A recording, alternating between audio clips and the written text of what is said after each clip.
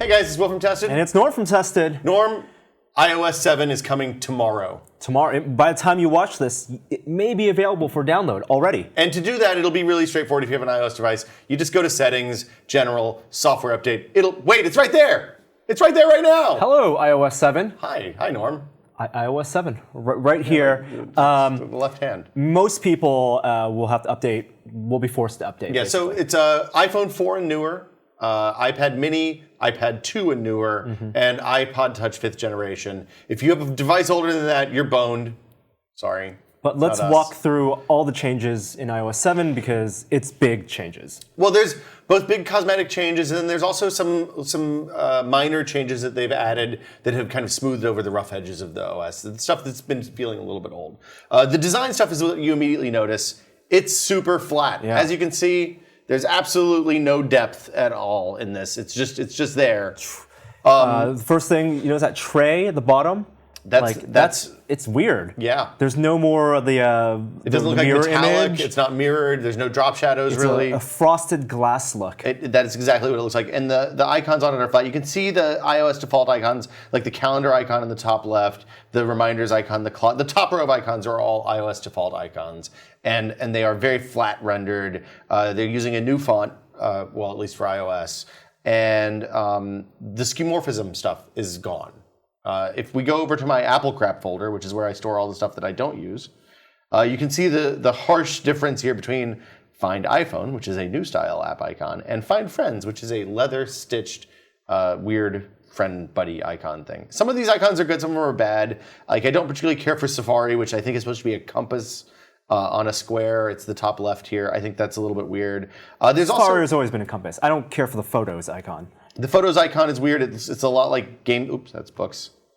It's a lot like Game Center, which is like another set of dots. Photos is over here, and it's a bunch of dots that go together to make a photo grid.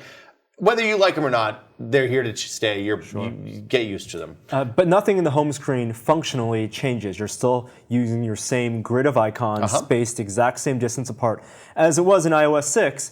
Icons have changed. Folders still work like folders do. But something's changed. It doesn't, for example, the old folder style opens up the home screen, now it zooms in. Well, now you can have as many items in a folder as you want. You can go infinite. So right there on the bottom, you can see the 4 dots that you're scrolling through. I think 16 was the previous limit. I have all of the games that I have on my iPad in one folder instead of spread across 3 or 4 now, which is kind of nice, I guess. I mean, I don't feel like that's a massive. So zoomed into this rectangular, the curved rectangular window from the games, and wherever you click a folder or launch an app from, that is also where it kind of opens from. So there it opened from the middle right. Yeah, so I think the idea is to give you context about where in the OS you are at any given time. When you end up in a folder, how you get out. Oops. So there you go. That was bottom right, bottom right. Yeah, and these animations are one of the things, like, it seems like they take a long time when you use the device a lot. It was a big change at first, and I don't really notice it so much anymore. So they pop in and out. So you're talking about a little bit of a delay almost. Like the animation, yeah. So when you click a button and you can see tap and there almost a little bit of a delay. It's like 3 milliseconds, You think that's because of the processor speed and it being sped up for iOS for iPhone 5S? I've always kind of wondered if Apple does the thing where they make the last version of the hardware feel slower with the new release. And this is, to be fair, you're using this on an iPad mini right now. This is an iPad 2, essentially. So it's the processor of an iPad 2. Yeah. This is the slowest you're going to get. This is the slowest device that's supported right now. It also is the lowest resolution device that's supported. So everything else is Retina or newer. But okay, so skeuomorphism's gone. If we go in here, let's look at the calendar. You can see what we're shooting this week. There's no leather texture.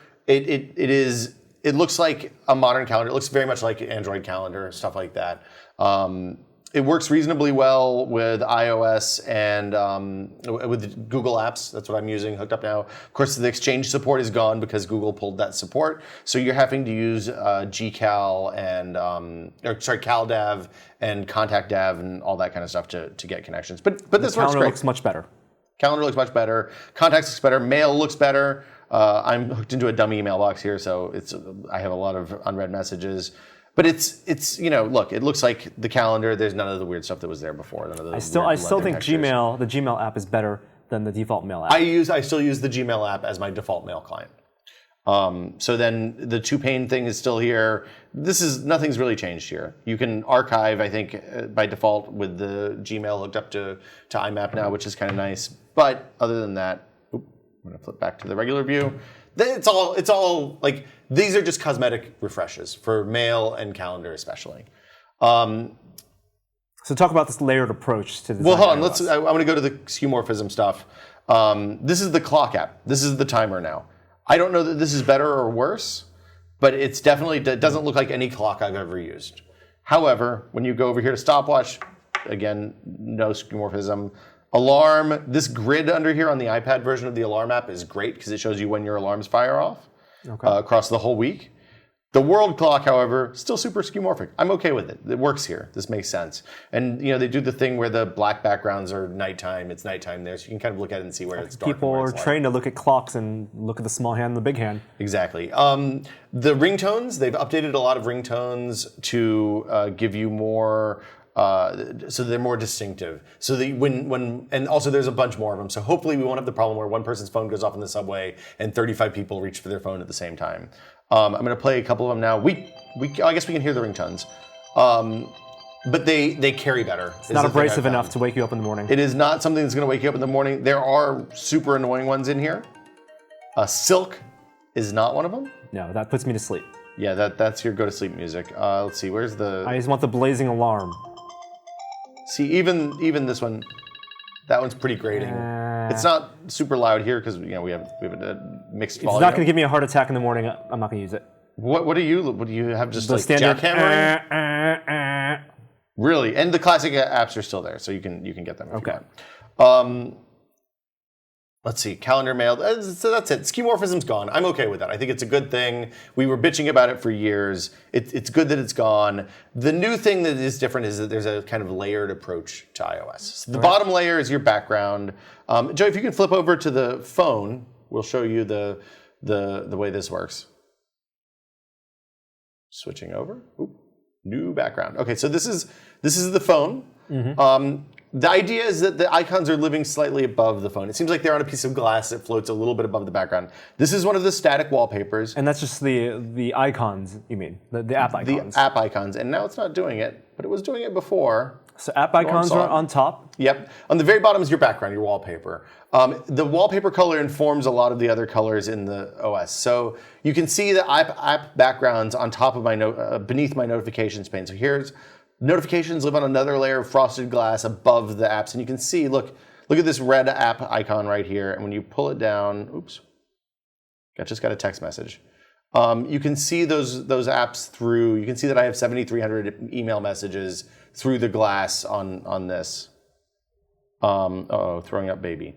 So yeah, and theoretically, you should see some, what's it called, parallax? Yeah. A parallax effect where you tilt the phone and the icons seem to move on top of the wallpaper. It seemed to be in and out on both of these devices, which I think is probably because we're hooked up to video capture right now. So what happens with this parallax effect is that the wallpaper is the thing that moves. Your app icons don't actually move, and it uses the gyroscope.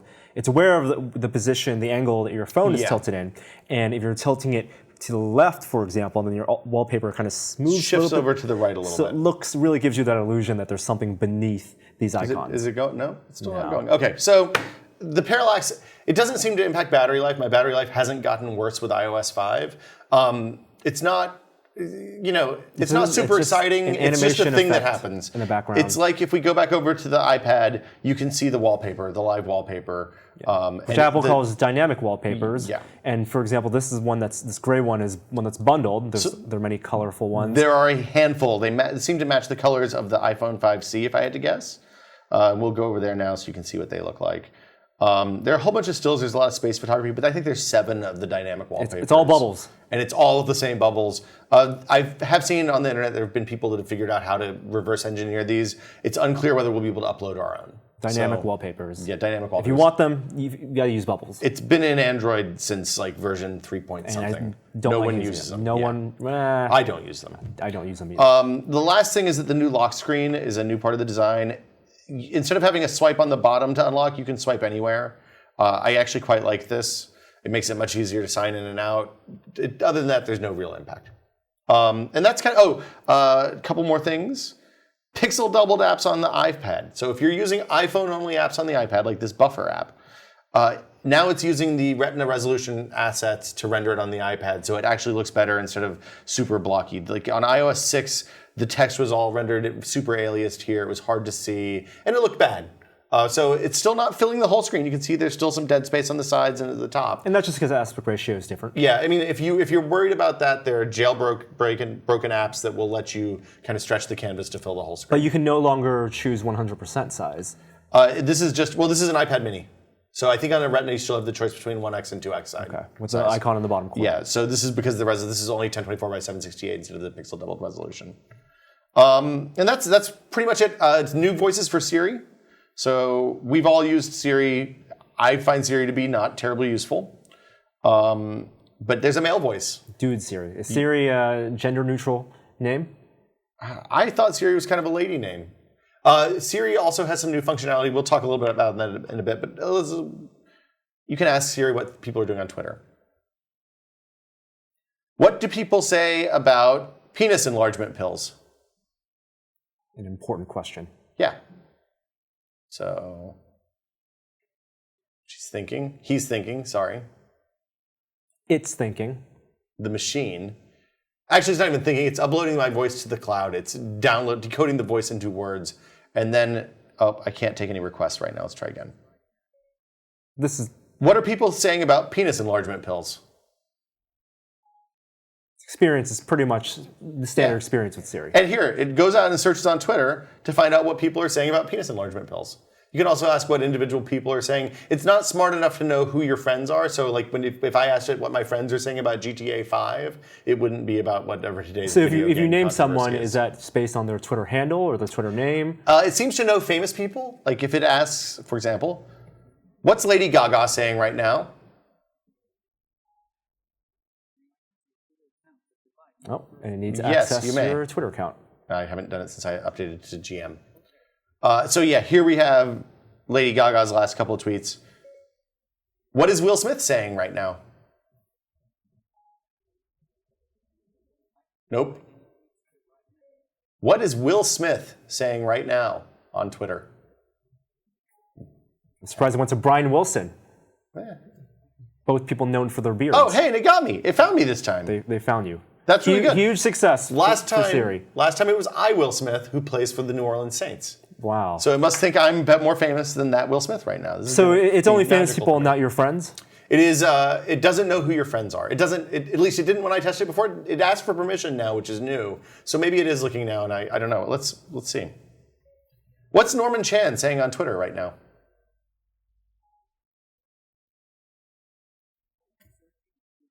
Oh, there you go. And it found you. So yeah, improvements from the last beta to the GM. I presume this is using the same database it uses when you call up someone on your contacts list for dialing a phone number. Probably, So yeah. if you say, if you have, in your contacts, I am there with my first name, last name, and my Twitter account and my phone number. Exactly. It's just going to pull from there. So that's the kind of design stuff. There's also a lot of under the hood, like things, new features and things that have changed. We've touched on a little bit of this, but I want to show you, my favorite is this control center now. So you swipe up from the bottom of the screen. I'll show you again. Swipe up from the bottom. It pops up at the bottom of the screen, and this replicates the thing that's been in Android for a long time. It basically gives you access to frequently used features on the device. Now, I'm on an iPad for this, so it doesn't have the flashlight, which is on the iPhone. But you can see things like I can put it in airplane mode right now, just from there. I don't have to go into settings. I can turn Wi-Fi on or off. I can turn Bluetooth on or off. I can put it in Do Not Disturb mode. I can make the phone silent. Oops, the iPad silent. And then you can also access your clock and camera, brightness settings, volume, playback of your music, whatever you're listening to last. So this control center takes a place of all some of the functionality in the old iOS version when you double tap the home button and brought the multitasking menu and swipe to the left. Exactly. But that's still there. You can do the, well, I'm in an app, so I can't do the 4-finger swipe, but I can go to the 4-finger swipe and swipe to my most recently used app, just like you could before. You can also still double tap on the home screen, and it gives you a full screen preview starts with the home screen on the left, and then right is going backwards in time through your previously used apps. And now if something gets stuck, you used to have, like if an app hangs, you used to have to double tap and then hold it until the little red X came up. Now you just swipe it up and it closes. So Which is still a very valid way to relaunch apps, as even though Apple suggests that is not the right way to troubleshoot apps. You shouldn't have to relaunch apps in a perfect world, but sometimes stuff gets stuck or the network gets jacked many up. times. Things just break, especially with games. You got to relaunch it. You got to relaunch it. So that's that. So Control Center, you're swiping from the bottom, and to take it away, do you hit the home button or do you swipe down? To take it away, you can hit the home button. Actually, I guess you'd have to swipe down, or you can tap in the main window. You can also, because a lot of legacy apps expect you to just swipe up from the bottom of the screen, you can turn that off in different settings. So you can limit that to only the home screen. You can turn it on or off for the lock screen so that you can turn on like the flashlight from your phone quickly. You can also set it to never show up when you're in apps in general. So basically, different tiers of priority for this command center. Exactly. One of the things that I found is when I'm on, say, a web browser, let's just go to tested real quick. Nope. I'm scrolling. Nope, that didn't work. I'll do a new tab. Thanks, Chrome. Yeah. Okay. So I'm in tested. I'm scrolling down the page. If you get too close to the bottom, you'll pull up the control center by accident, which kind of sucks. It's a bad experience. So I can see why you turn that off. I got used to that within a day or two. So I just swipe from the middle rather than at the top. It's not that big a deal. Sure. But it is something that wasn't in the earlier betas, and they've added so that you can turn that off. We talked about multitasking a little bit. Notifications we touched on. They've added a Google Plus Google Now feature to this. It's not very good. It pulls your weather for where you are. It lets you know what your schedule's like if you have any conflicts. So I have 2 meetings at 3 p.m. today. It shows you your reminders and lets you know what your tomorrow looks like. But not as smart as Google Now in that it won't look at your search history and pull up sports results or news. Yeah, it doesn't. Well, they don't have access to that information, so it's just not there. It doesn't know that you're if you're getting on a flight. It's not smart enough to know. Hey, you have this flight scheduled. Here's the confirmation packages code for shipping. Exactly, all that kind of stuff. And it looks like there are three segments now. So there are 3 panes. The left one, the left one is the today view, which is what we just showed, the calendar stuff. The middle one is all of the notifications you get from everywhere. The right one is just things that you haven't acknowledged that you've seen. And it knows what you've acknowledged that you've seen by what you've swiped off of the lock screen or what you've viewed in this pane. So, you can set each as before. You can go into settings and set each app's notification settings individually. Now, this is kind of a nice thing because it's all corralled in one place, which doesn't happen on Android. But you still have to manually turn off each thing, and it's a big pain in the ass. So I have like 1 million apps on my iPad that want access to notifications. In order to turn them off, so if I want to say, okay, I don't want to ever get any more notifications from Ticket to Ride, AccuWeather, or Amazon. Okay. Actually, I'm going to do AccuWeather. Then in order to do that, I have to go to none in the banners, and then I have to turn off the badge app icon, I have to turn off the sounds, I have to turn off show notification center, I have to turn off show and lock screen. So I have to click like 8 times. That all missed filter is to help ameliorate this problem without actually fixing the problem, which is that I can't just say, no, I don't ever want to see notifications for this again. And iOS isn't smart enough to let you jump into the settings from the notification bar for a specific app? I don't think you can do that, no. So what I think would be a good way is that, when the apps that bug you most often, you can access their settings directly from the notification. Well, there is an out. So there is a one out. You can say, okay, I want to kill all notifications from this app. For example, the Wired app. I'm moving you to the Do Not Include section. You tap the edit button up in the top right corner, and then you drag it down, and it'll be gone forever, which is kind of what I want. All right. That's what I'm looking for. So that's notifications. It's another improvement. It's still not as good as the notification situation is on Android rather, especially the more current versions. And I think a lot of that is because the actual notification bar on top doesn't show the icons. It doesn't show icons of what your notifications are. Well, you do see notifications. No, I'm saying the top. Oh, the strip. The strip. Yeah, it shows you the icon for the app. It shows you, like, if it's a message, it shows you the message notification. So you get now. a stack row. If you send me a text, it'll show at the top corner. Okay, that's good. It only shows one at a time, and they don't linger. It doesn't give you the big long list of icons on the left side of the top, which I actually don't like. I think that gets real spammy very quickly. The last thing is that search. So search, it used to be that you went to the leftmost home screen and the biggest swiped one biggest software hitch in iOS. Yeah, it was bad. Now you just pull down from the top and you type, say you want to go to music. Then you can go to music. You type MUS, it pops up. It apparently it knows that John Drake works at Harmonix Music, I guess. So you can go to, for example, the App Store. And then you just tap on it, it goes in. It works just like before. Yep. It's accessible from any home screen. It's not accessible from inside apps. So you don't have to be at the first home screen swiping to the left. Exactly. You can be in any of your windows. Exactly. Now, one of the other things that's changed with the App Store is that apps will automatically update now, which is brilliant. It is, especially if you have a lot of games and stuff on your phone or your tablet that are updated frequently. You're always going in there, you hit update all, it takes forever. Frequently you have to do it multiple times. Now, anytime the phone is plugged into power and is on Wi-Fi, and it's not being actively used, it'll say, "Oh, okay, I should check and see if there's App Store updates." Those are the conditions. I'm not sure about the actively used or not. In power or plugged in Wi-Fi? Plugged in Wi-Fi, definitely. It seems like it always happens for me at night when the devices are plugged in on my nightstand. So does it bypass the apps that need approval, like the 18 and older restricted apps? I have not had any problem with any of that stuff. Okay. So everything gets updated. I've never had to go in like you do with Android when, say, the permissions change and it says, "Oh, do you want to do this?" Blah blah blah. No, it just some apps, updates. For example, web browsers, they'll say, there may be content here that's 18 and over. You need to approve it before you update. Yes, I have not. It prompts you for that when you initially install the app still, right, but not for updates. Okay. So, for example, like Magic Piano and Winston Show both needed to be updated an hour ago, and they've been updated while we were sitting here. So it just kind of happens constantly. The only time this will affect people that might have a problem with this is if they have, for example, they charge their phone only in the car or something like that, where they're not on Wi-Fi, and you can actually turn it on so it will do updates. When you're over cellular. Oh, for the phone. For the phone. That's good. That's what I would like. One last thing. Oh, sorry? I mean, if you have an unlimited data plan, why not? Yeah, lean into it. The last thing is that you can turn this off. So if you don't there's no way to roll back bad updates. So when Google Authenticator rolled out with a bad update last week, it immediately updated for me. I was completely boned. It was a big pain in the ass. You can't roll back to older versions, but if you are paranoid about this, you're kind of the person who likes to manage this stuff individually, you just flip the little update switch and it'll stop doing automatic updates. All right. Camera and photos. Let's switch back over to the iPhone because this is where we want to do our camera and photos stuff. Want to do photos first? I think let's start with camera. Okay, let's do camera first. Because camera has some cosmetic changes, but not much has changed other than that. Here you can see a beautiful shot of Norman Chan sitting at a desk.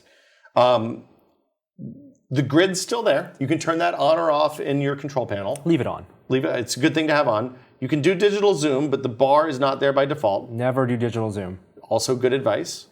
To swipe back and forth between the different modes, instead of pulling down a setting or hitting a switch in the lower right-hand corner, since there are now 4 modes, video, okay, normal photo, okay, square photo, still a photo, and panoramic, which came in, I think, with iOS 5. Pano's after square? It's after square. I was blown away.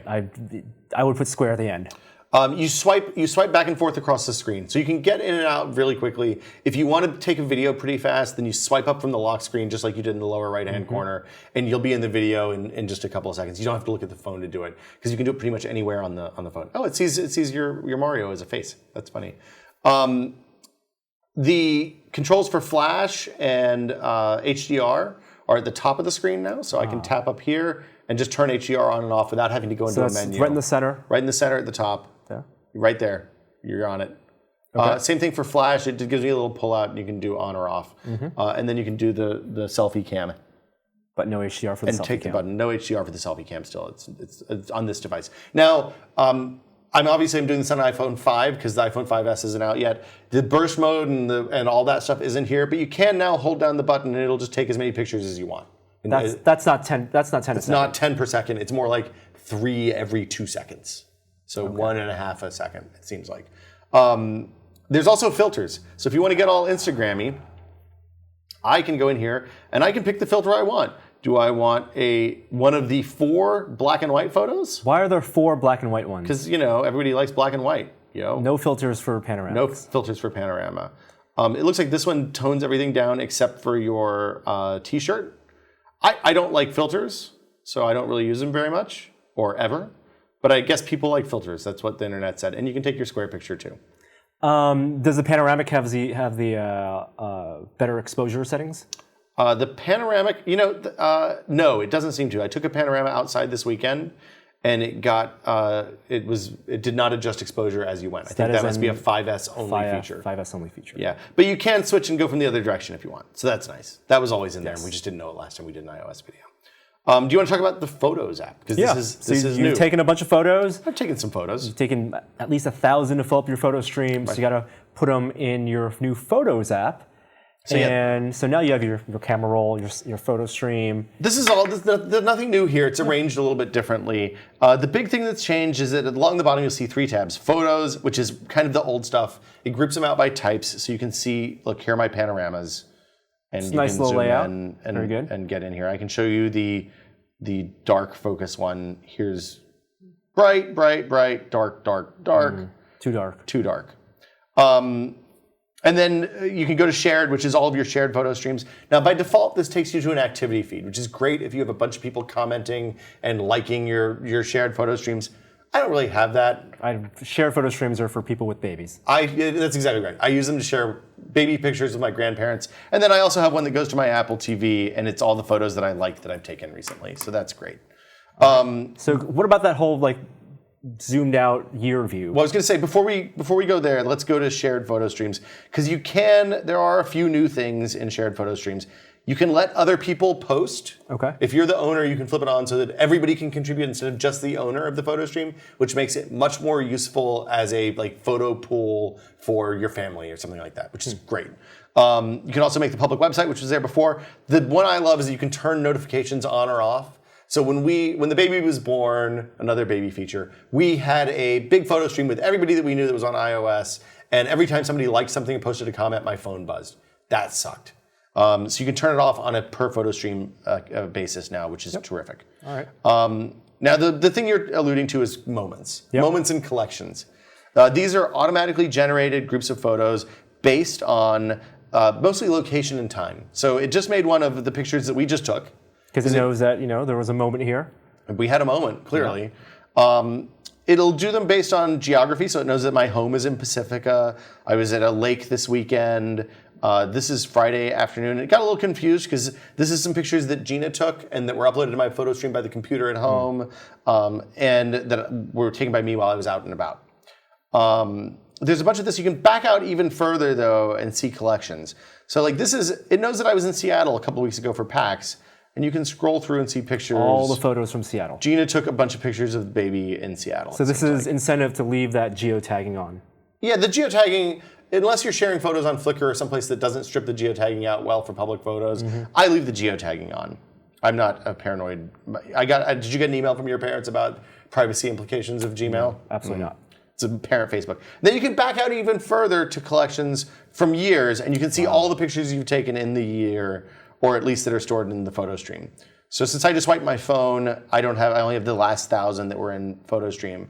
But you can see, they go all the way back here, and you can tap on them. On the Retina screen, you can kind of get in real close and see that there's something interesting happening there, but not really. Oops, that was bad. And then you can see the geotag information and all that stuff too. So that's collections. Yeah, they're making all use automatic. of data. Yeah, I kind of wish you could collect stuff yourself, but you put those in albums or shared streams. Yes. The sharing app, we should talk about this because it's kind of neat. The sharing app, so here's your picture of you I just took a minute ago. Note the sharing icon in the lower left corner is no longer skeuomorphic. It's just a rectangle with an up arrow saying we're going to upload this image, I assume. Yeah.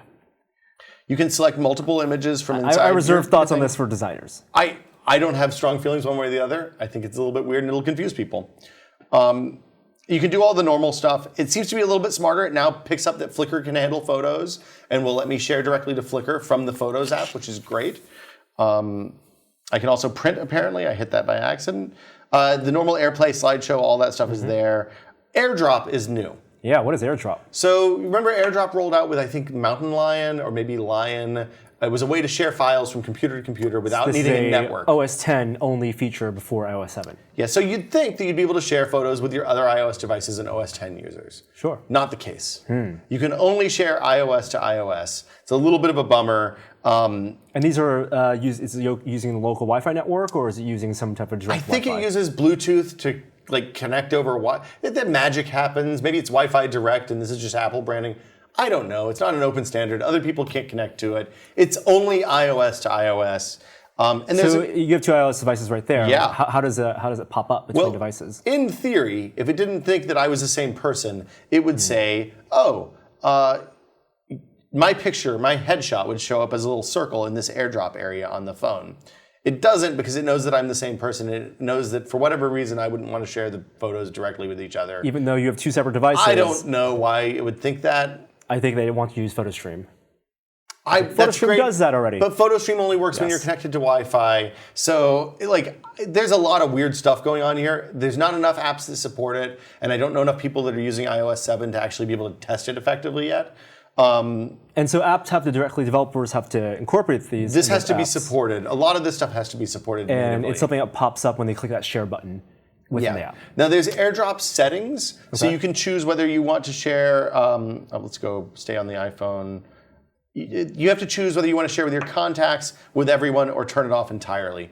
I haven't seen a big battery impact to having it on, so I've been leaving it on. Contacts seems to only associate with Apple IDs, so that's what it thinks of as you. So if your email address that you've associated with your Apple ID is a private, secret email address, as it should be given Apple's security history, using contacts only isn't going to work.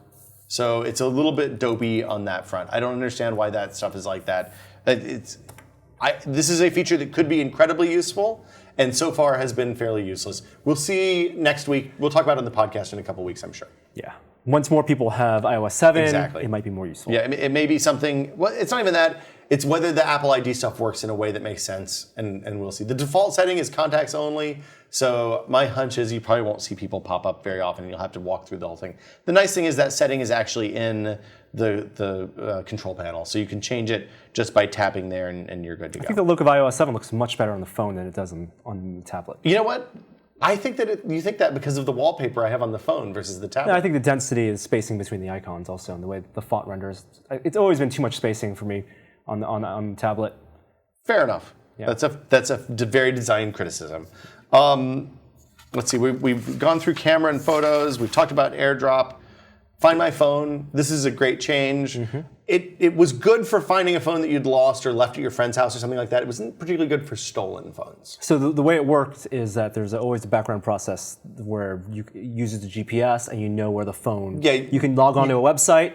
Another device. It'll show you a map of where your phone is. Yes. You can make it ring. You could lock it. But if the thief or unsavory character knew enough to do a hard reset on the phone and restore it from a blank iOS install, then you were boned. Yeah. It was gone. Right. That doesn't work that way anymore. Now, the Find My Phone settings, if you lock the phone, that setting will persist through wipes. It's unclear how robust this is. Which means they can't activate. They won't be able to activate it. It'll pop when they reset, when they do the restore, it'll pop up and say, hey, this phone was stolen. Call so-and-so, and he's offering a reward for the stolen phone, right? Whatever your message is that you want. At that point, the thief just throws away the phone. Then the phone is valueless. It goes in the dumpster, and you never see it again. But then you can go find it in the dumpster, maybe? I don't know. Now, it remains to be seen how robust this is, if they'll be able to use jailbreak tools and stuff like that to bypass that, or if they'll just turn the phone off before you can lock it, and if it'll work past that. It's unclear whether that stuff happens. We haven't had a chance to test it. I don't want to burn my phone, obvious reasons.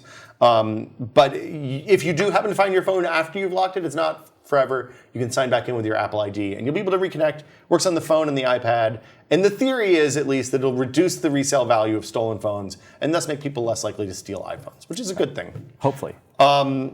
Couple of other small things.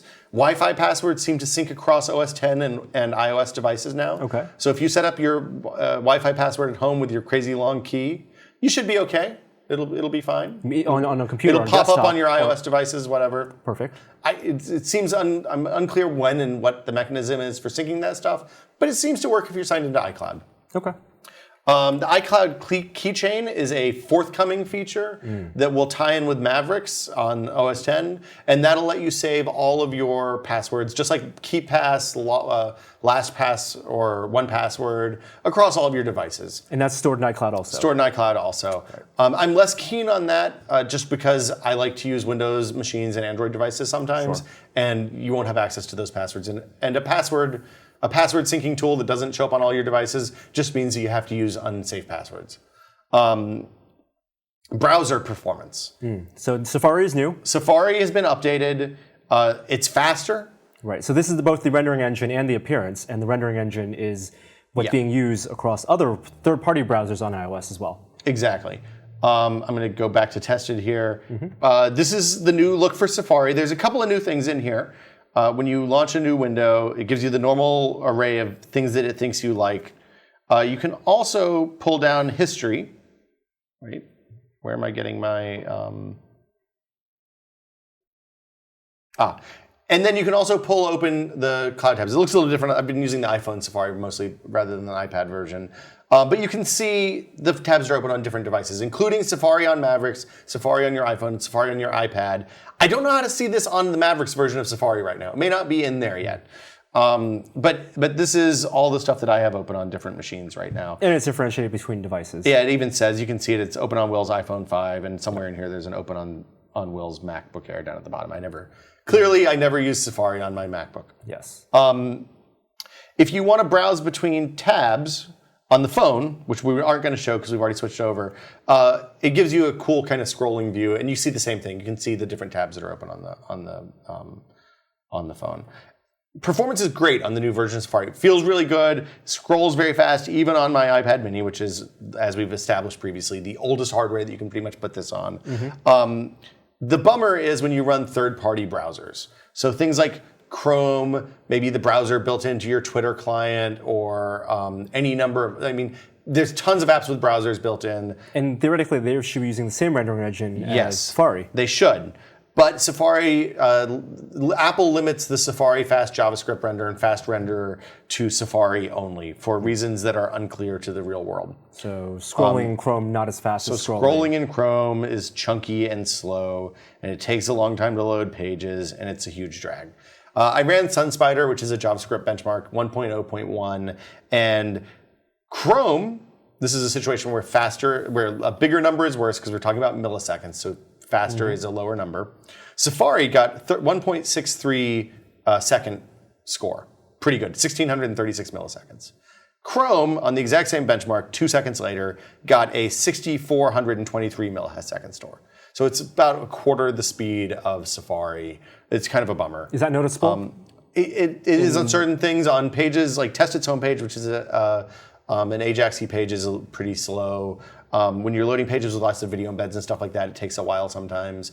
It's slow enough that you notice it. It's not slow enough to make me not use Chrome and is this something the tab sync and all that stuff. Apple has said they're not going to share with other renderers? They have not mentioned it at all, as far as I know. They may have mentioned it in dev conferences or something like that, but there's been no public statement about, hey, this is why Safari is awesome and every other browser on our platform sucks.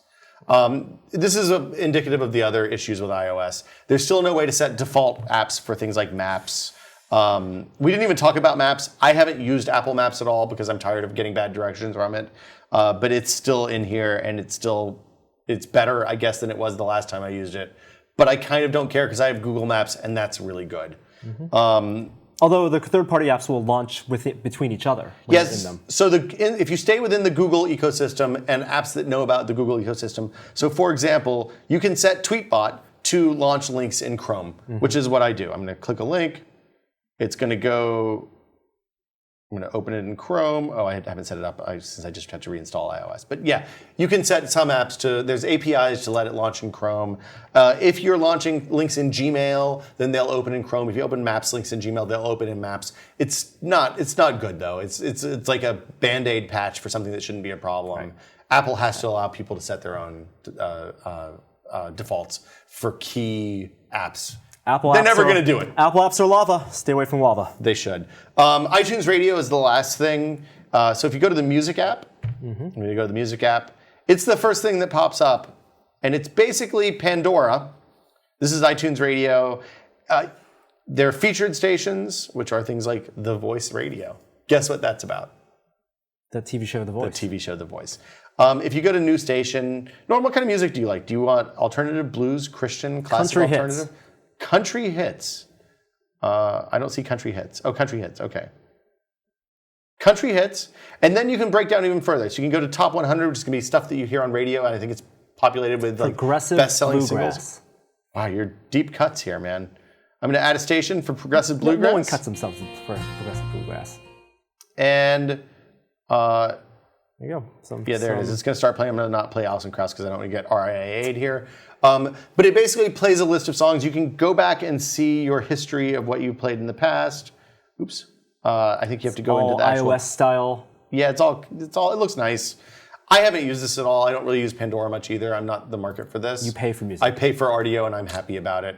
Yeah. If you like Pandora, if you like that kind of free discovery, there don't seem to be any ads. The ads seem to be in the music that they're presenting in the channels, not like, hey, go get your oil changed at Jiffy Lube. And there's a quick way to buy it on iTunes. And like as you can see up at the top right, I could buy this track for $1.29 right now. So that's pretty much the high points. This is the stuff that I've noticed and it's kind of jumped out at me. It's a really good update. Like it made my iPhone 5 feel like a new phone, which is what I kind of expect from a free piece of software. It's available probably now, September 18th, and iOS 7. It's fancy. Let's bring the home screen back to iOS 7. Oh, you want the home screen back? Let's check out this beautiful home screen. Zoom it out. Look at that. Available, like you said before, on iPhone 4s and newer. You just go here to Settings. iPad 2s and newer. Go to General, hit Software Update, and it'll say, hey, there's an update, if there's an update. 7.0. I would advise you not to let your parents put this on their phones because it will confuse the hell out of them. Unless you want to spend a couple hours. Be prepared to do some talking. Teaching them. It's a good update. I think they did a really nice job. Do you think someone, if they stayed on iOS 6, can get by in iOS 6 for the next update? Through 7, through a year? You mean ride through a year? Yeah. I think we're going to see a lot of apps that are updated to support iOS 7 pretty quickly. I don't know. It's unclear to us now whether that will remove backwards compatibility for iOS 6 devices. I got to think that it probably won't. But things like the new white keyboard, if you're using legacy apps, you only get the new white keyboard if you hold on, let's see. Yeah, so you only get the white keyboard if you updated your app. So you can tell which apps are updated. I think that we'll see a lot of new updates rolling out in the next week or two. And it's a lot of behind-the-scenes features like AirDrop. The AirDrop stuff is potentially really huge if it works. It's unclear how that's going to go. Yeah. I really think at this point, the big disappointment for me in iOS 7 is this thing that the core apps aren't going to be updatable in an interim basis. So we have to wait every year for Mail, Safari, Maps, that kind of core messages, that kind of core Those stuff. apps are lava. Those apps are lava. That's what Norm says. We'll see you guys later. iOS 7. Tested.com. We'll have more iOS 7 stuff.